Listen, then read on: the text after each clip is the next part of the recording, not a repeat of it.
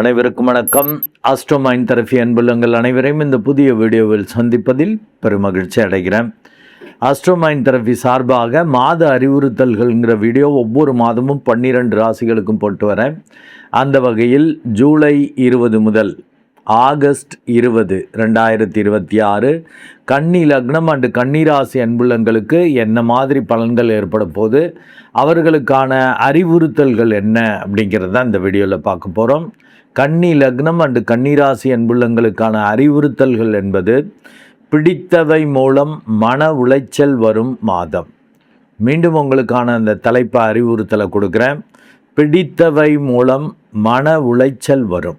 இப்போ இந்த தலைப்பு அறிவுறுத்தல்லேருந்தே புரிஞ்சுக்கலாம். நல்ல பிடித்தவங்க பிடித்த பொருள்கள், அதன் வழியாக மன உளைச்சல்கள். பிடித்தவர்களே உங்களை மூட் அவுட் பண்ணுறது, இல்லை உங்களை டாமினேட் பண்ணுறது, ஏதாவது உங்களை மனச்சலனத்துக்கு மன உளைச்சலுக்கு ஆளாக்குற மாதிரி பண்ணுவாங்க. இல்லை பொருள்கள் ஒன்று அது பயன்படுத்த முடியாமல் கிடைக்காம அப்படிலாம் இது பண்ணுற மாதிரி ஒரு வாய்ப்புகள் உண்டு. ஏன் இதை மாதிரி ஒரு அறிவுறுத்தல் கொடுக்குறேன் அப்படின்னாக்கா, உங்களுக்கு லக்னாதிபதியான அந்த புதன் 10ஆம் இடத்தில் ஆட்சி வக்ரமாக இருக்கிறார். கிட்டத்தட்ட உச்ச பலனை கொடுக்கணும். அவர் 10ல் இருக்கிறப்ப சூப்பராக கான்ஃபிடெண்ட்டாக எதை வேணாலும் செய்கிற மாதிரி, ஏன்னா உச்ச பலனை கொடுக்கறதால தொழில் வேலை ரீதியாக அப்படி பரட்டிடுவோம் உருட்டிடுவோன்னு ஓடக்கூடிய உழைக்கக்கூடிய தன்மை அப்படிலாம் வரும். ஆனால் அஸ்தங்கதம் ஆயிருக்கிறதால பெரியவங்க மூத்தவங்க தந்தை போன்றுள்ளவர்கள் அவர்களை அனுசரித்து தான் நீங்கள் பெரிய ஆளாக முடியும். அவங்களோட இணைந்து தான் பெரிய ஆளாக முடியும். இல்லாட்டி சொதப்போம். ஏன்னா வக்ரம் பெற்றக்கோள் ஒரு குடிகாரரை போல் பிஹேவ் பண்ண வைக்கும்னு நான் பல வீடியோஸில் சொல்கிறேன். உங்கள் லக்னாதிபதியே வக்ரம் பெறுறதால நீங்களே செய்ய வேண்டியதுக்கு செய்ய மாட்டீங்க, செய்யக்கூடாததுக்கு ஆகணும் பிஹேவ் பண்ணுவீங்க. அண்டு அது மாதிரி தான் இருக்கும். ரொம்ப எதிர்பார்த்து செஞ்சிங்கன்னா அது சொதப்போம். கேஷுவலாக செய்கிறப்ப அது நல்லபடியாக வரும்.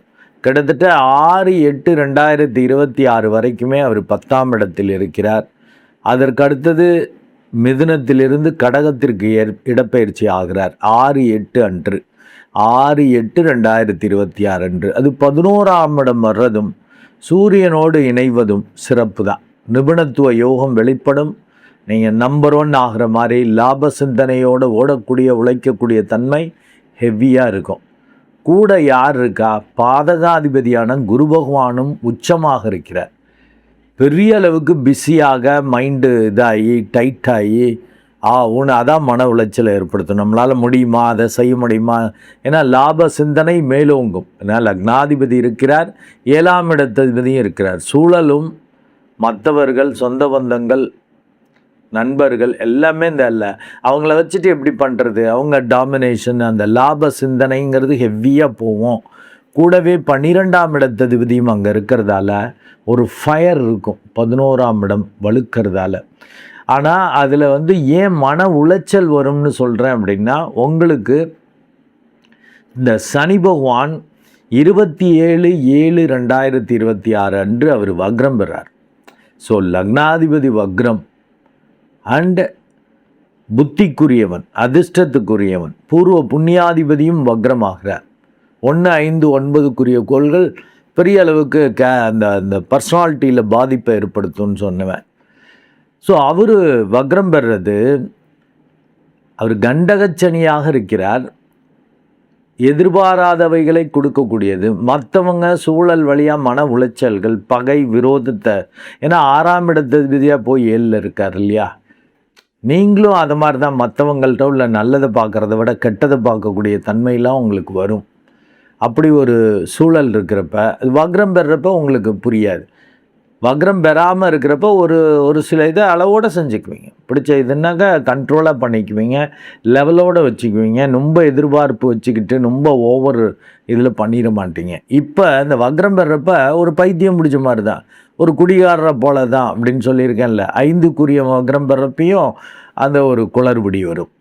ஓவராக எதிர்பார்த்து ஓவராக யாரையாவது நம்பி ரொம்ப பிடிச்சவங்கள, இல்லை பெரியவங்கள, இல்லை பிடித்த பொருளை ஓவராக சாப்பிட்டு ஓவராக இது மாதிரிலாம் பண்ணி பாதகத்தை, பிரச்சனையை வரவழைச்சிக்கிறதுக்கான வாய்ப்புகள் அதிகம். லாபமே உங்களுக்கு கஷ்டமாக மாறும். லாபம் எப்படி சார் கஷ்டமாகும்? லாபம்னா சந்தோஷம் தானே வரணும். ஓவர் லாபம் வர்றதும் அதை மெயின்டைன் பண்ணுறது, அந்த அவ்வளவு கிடைச்ச லாபத்தில் கொஞ்சம் விரயமாகிறது, கொஞ்சம் கெட்டு போகிறது, அது ஃபீல் ஆகும். அவ்வளோ கிடைச்சது தெரியாது, அந்த கொஞ்சம் கெடுறது தெரியும். சின்ன விஷயம் உங்களுக்கு அதிக பாதிப்பை ஏற்படுத்தும். அண்டு 9க்குரிய அந்த சுக்கிரனும் 9க்குரியமும் 1, 8 வரைக்கும் 12ஆம் இடத்துல இருக்கார், கேதுவோடு இணைந்திருக்கார். 2 குடையவன் 12ல். அப்போ ஓட்ட கையாக இருப்பீங்க, கையில் காசே இல்லை, பிரட்ட முடியல, இல்லை பேரை கெடுத்துக்கிற மாதிரி அந்த கேதுவும் பண்ணுவார். சுக்கிரன் கேது இணைந்திருப்பது எதிர்பாலினர் வகையில் சிக்கல், மன உளைச்சல்களை ஏற்படுத்துறதுக்கான வாய்ப்புகள் உண்டு. அதனால் கொஞ்சம் கவனமாக இருக்கணும். மின்னுவதெல்லாம் பொன்னல்லன்னு தெரிஞ்சுக்கணும். கெட்ட நீச்ச எதிர்பாலினர் தொடர்பு வர்றது, இல்லாட்டி ரொம்ப அழகு கவர்ச்சி காட்டி யாராவது உங்கள் மனசை கெடுக்கிறது, இப்படிலாம் பண்ணுறதுக்கான வாய்ப்புகள் மிக அதிகம். ஈஸியாக டெம்ப்ட் ஆகிடுவீங்க. ஈஸியாக நீங்கள் உங்களை இழக்கிறதுக்கான வாய்ப்புகள் மிக அதிகம். அதற்கேற்றபடி தான் உங்களுக்கு 3, 8 குடையவன். முயற்சி, தைரிய, வீரிய ஸ்தானம் அதற்குரியவன். 8னாக்க ஆயுளுக்கு உரியவன், பங்குதாரர்களுக்கு உரியவன். அண்டு அது தாம்பத்திய ஸ்தானம்னு சொல்லுவேன். அந்த வீட்டுக்குரிய அந்த செவ்வாய் அந்த சுக்கிரன் கேதுவையும் பார்க்கிறார். அங்கே ஓவராக பொல்யூட் ஆகுது. ஸோ 8, 12 இது பண்ணுறப்ப அந்த விபரீத ராஜயோகமாக நன்மையாக ஒரு திருப்தி, எதிர்பாராத அதிர்ஷ்டம், எதிர்பாராத நன்மை, ஆக்சிடென்டலாக பாசிட்டிவாக நடந்துச்சுன்னா நல்ல தசாபுத்தி இருந்தால் நடக்கும். இப்போ கெட்ட தசாபுத்தின்னா டோட்டலாக நெகட்டிவாக மாறிடும். அதனால தான் பிடித்த பொருள்கள் பிடித்தவங்க அப்படின்னா அங்கே ஒரு நிதானம் தேவை. ரொம்ப அழகில் கவர்ச்சியில் மயங்கி, இல்லை அந்த பொருள் மேலே ஒரு எதுலையாவது கவர்ச்சி, அழகில் மயங்கி, இல்லை பெரிய இன்ட்ரெஸ்ட் ரேட்டு கொடுக்குறேன். ஏன்னா விரயத்துக்கு வேலை பார்க்குது இல்லையா. இப்போ இவன் 2ஆம் இடத்ததிபதியாகவும் சுக்கிரன் வர்றதால தன விரயங்களை ஏற்படுத்துகிற மாதிரி லாபத்தை கொடுக்க குரு பகவான் பண்ணுவார். 11ஆம் இடத்துல இருக்கிறப்ப சூப்பராக உச்சமாக இருக்கிறப்ப அவர் அஸ்தங்கதமாகிறதால பெரியவங்க, மூத்தவங்க, தந்தை போன்று உள்ளவர்கள், அதிகாரிகள், அவங்கள்ட்டெல்லாம் ஒரு அனுசரணையால் அவங்க சொல்கிறத கேட்டுட்டு அவங்களுடைய அப்ரூவலோடு பண்ணிங்கன்னா தப்பிச்சுக்குவீங்க. இல்லாட்டி அந்த செவ்வாய் சொதப்பி விடுவார். கிட்டத்தட்ட அந்த செவ்வாய் 4, 8 வரைக்குமே உங்கள் லக்னத்திலேருந்து ராசியிலேருந்து 9ஆம் இடத்துல இருக்கார். அப்புறம் அவர் 10ஆம் இடம் வருவார். 10ஆம் இடம் வந்து உங்கள் ராசியை பார்ப்பார். 8ஆம் இடத்ததிபதி உங்களை பார்க்குறப்ப வெடுக்கு துடுக்குன்னு ஏதாவது செய்வீங்க. அதனால் பிரச்சனைகள், சுகக்கேடுகள், சொத்துக்கள் வழியாக சில சிக்கல்கள் வர்ற மாதிரிலாம் பண்ணிடுவீங்க. சொந்த பந்தங்கள் வழியாக பிரச்சனை, உங்கள் புத்தி தடுமாறும். அதில் கவனமாக இருக்கணும். இந்த சுக்கிரன் 1, 8, 2026 வரைக்கும் தான் அங்கே இருக்கார். அப்புறம் அவர் நீச்சமாக உங்கள் அதாவது சிம்மத்திலிருந்து கன்னிக்கே இடப்பெயர்ச்சி ஆகிறார். உங்கள் லக்னம் ராசியிலேயே வந்து நீச்சமாகிறார். அப்படி ஒரு முழு சுபர், 2, 9 குடையவர், பூர்வ பாக்கியாதிபதியாகவும் தனாதிபதியாகவும் வரக்கூடியவர் நீச்சமாகிறப்ப பேரும் கடும். அந்தளவுக்கு காசு இல்லை, ரொம்ப மரியாதைக்குரியவர்கள்லாம் கூட மரியாதை இல்லாத மாதிரி நம்மளை பிஹேவ் பண்ணுறாங்க. கொஞ்சம் நஞ்சம் மதித்தவங்களும் நம்மளை மதிக்கலை. அப்படிலாம் ஒரு மன உளைச்சல்கள் ஏற்படுறதுக்கான வாய்ப்புகள் உண்டு. நல்லா மெடிடேட் பண்ணிட்டீங்கன்னா விரக்தி ஆகிறது, மன உளைச்சல்கள் ஆகிறது, இதெல்லாம் குறையும். ஒரு சமநிலையில் இருப்பீங்க. 6ல் உள்ள கேது அதிரடி வெற்றிகளை கொடுத்து, குரு பகவானும் சூரியன் புதனும் பெருமளவு லாபத்தை கொடுத்து ஒரு திருப்தியாக பார்த்துருவேன். இது எல்லாம் போனது போட்டோம், இவ்வளவு கிடச்சிச்சு இல்லை, நம்மள்கிட்ட நல்லது கிடச்சது நினச்சிட்டு இந்த மாதம் சந்தோஷப்படணும். ரொம்ப பிடிச்ச ஆளுங்க இது அது கிடைச்சதே மறந்துடும். நம்ம நம்பின ஆள், நம்ம பிடிச்ச ஆள், நம்மளுக்கு பிடிச்ச பொருள் இப்படி பண்ணிடுச்சு, உடம்புக்கு ஒத்துக்கலையே, அது இதுன்னு ஏதாவது புலம்புற மாதிரி மன உளைச்சல் வர மாதிரி இருக்குது. கவனம் தேவை. ஏன்னா அந்த சனி பகவானும் சுக்கிரன் 2 பேரும் அந்த அளவுக்கு சரியில்லைங்கிறதால தான் இந்த மன உளைச்சல் வரும். லக்னாதிபதியும் லாப சிந்தனையோட ஓடுறது உழைக்கிறதுன்னு பண்ணுவார். ஆனால் வக்ரம் வர்றப்ப நினச்சி ஓடுறப்ப கிடைக்காது, சும்மா கிடைக்கும். அப்போ லைட்டாக தான் சந்தோஷம் இருக்கும். நினச்சதை அப்படி சொல்லி அடிக்கிறப்ப அதிக சந்தோஷம் இருக்கும். கஷ்டப்பட்டு அடைகிறீங்க. எதாச்சும் வர்றப்ப சந்தோஷம் வரும், ஏதோ பை சான்ஸ் லக்கில் வந்துருச்சு அப்படிங்கிற மாதிரி ஆகும். அதை பார்த்துக்கணும். அண்டு சனி பகவான் வக்ரம் பெறுற வரைக்கும், அது வக்ர நிவர்த்தி ஆகிற வரைக்கும் நீங்கள் விழிப்புணர்வாக தானே இருக்கணும். இந்த மாதம் அந்த சூரியனும் 17/8/2026 வரைக்கும் 11ஆம் இடத்துல இருந்து பெரிய அளவுக்கு லாபத்தை கொடுத்து இந்த செலவுகளை மெயின்டைன் பண்ணுற மாதிரி பண்ணுவார். அடுத்து அவர் 17/8 அன்று அவர் 12ஆம் இடம் வந்து ஆட்சி ஆகிறப்ப, அதுவும் கேதுவோடு இணைகிறப்ப கொஞ்சம் கவனம் தேவை. விரயங்கள் மேலோங்கும்.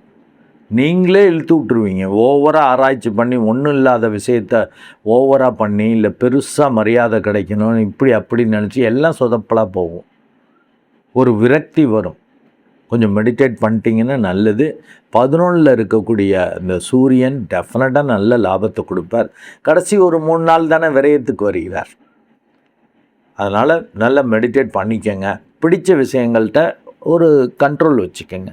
அப்படியே நம்பிடக்கூடாது. அப்படியே ஏன்னா நீங்கள் அதை மாதிரி ஆள் ரொம்ப ஃபீபிளான ஆட்கள், ரொம்ப ஸ்ட்ராங்கான ஆள் கிடையாது. புதன்கிறதே அது ஒரு இப்படியும் அப்படியும் உள்ள கோள். ஆண் கோளும் அல்ல, பெண் கோளும் அல்ல, நடுப்புற இருக்கிறது. அதனால தான் அப்படியே வீக்காக ஃபீல் பண்ணுறீங்க. சின்ன விஷயம் உங்களுக்கு பெரிய நல்லது கிடைச்சது தெரியாது. சின்னதாக ஒன்று இழந்தது, யாராவது அவமானப்படுத்தினது, சின்னதாக ஒரு விஷயம் உங்களுக்கு ஒத்துக்கொள்ள முடியாதபடி நடந்ததை நினச்சி ஃபீல் பண்ணிகிட்டே இருப்பீங்க. அது தூக்கம் வராது. அது மன உளைச்சலை ஏற்படுத்தும். ஏன்னா 1, 5, 9 3 கோள்களுமே அவ்வளவு சரியில்லை. 9க்குரியவன் நீச்சம், 1, 5க்குரியவன் வக்ரம். அப்போ அந்த மன உளைச்சல், நிம்மதி இல்லை. என்னதான் லாபம் வந்தாலும், என்னதான் நன்மை கிடைச்சாலும், ராகு அதிரடி வெற்றியை வேற்று மதத்தினர் புதிய நபர்கள் வழியாலாம் கொடுத்தாலும், இல்லை வித்தியாசமாக செஞ்சாலும் ஒரு திருப்தி, ஒரு நிறைவு இருக்காது. ஏன்னா பிடிச்ச விஷயம் கெட்டு போச்சே, பிடிச்சவங்க இப்படி பண்ணிட்டாங்களே அப்படிங்கிற அந்த ஒரு தன்மை தான் அதிகமாக மேலோங்கும். மெடிடேட் பண்ணிக்கங்க. அது மனசு தான் அப்படி பிடிச்சது பிடிக்கலைன்னு. மெடிடேட் பண்ணுறப்ப நடுப்புற எல்லா வீட்டிலும் நல்லதும் இருக்கும், கெட்டதும் இருக்கும். எதிரிகிட்டையும் நல்லது நன்மை இருக்கும். எதிரியும் நம்ம பெரிய ஆளாகிறதுக்கு அவர் உதவுறாருங்கிறது நீங்கள் சமநிலையில் இருக்கிறப்ப தான் தெரியும். எதிரி இருக்கிறப்ப தான் அதிக விழிப்புணர்வோடு செயல்படுவோம், உத்வேகத்தோடு செயல்படுவோம், வெற்றி பெறுவோம். இல்லாட்டி தம்முன்னு இருப்போம். ஆனால் நீங்கள் பயந்தாங்குழிங்கிறதால அந்த பயம் வரும். மெடிடேட் பண்ணிட்டீங்கன்னா பயம் போகும். அதை நான் மெடிடேஷன் வீடியோலேயே கொடுத்துருப்பேன். உங்களுக்கு பவர் வந்திருக்கு, கொஞ்சம் ஏறுதுன்னா உங்களுக்கு பயம் போகும். எல்லாம் அவர் பார்த்துக்குவார், நம்ம கரெக்டாக இருக்கோம்ல அப்படிங்கிற தன்மை உங்களுக்கு வந்துடும். ஆனால் தயவுசெய்து மெடிடேட் பண்ணுங்கள். அஸ்ட்ரோமைண்ட் தெரபி அன்புள்ளங்களை மீண்டும் ஒரு நல்ல வீடியோவில் உங்களை சந்திக்கிறேன். அதுவரை உங்களிடமிருந்து வணக்கம் கூறி விடைபெறுவது உங்கள் அன்பு டாக்டர் குழந்தை ஆர் கணேசன். நன்றி, வணக்கம்.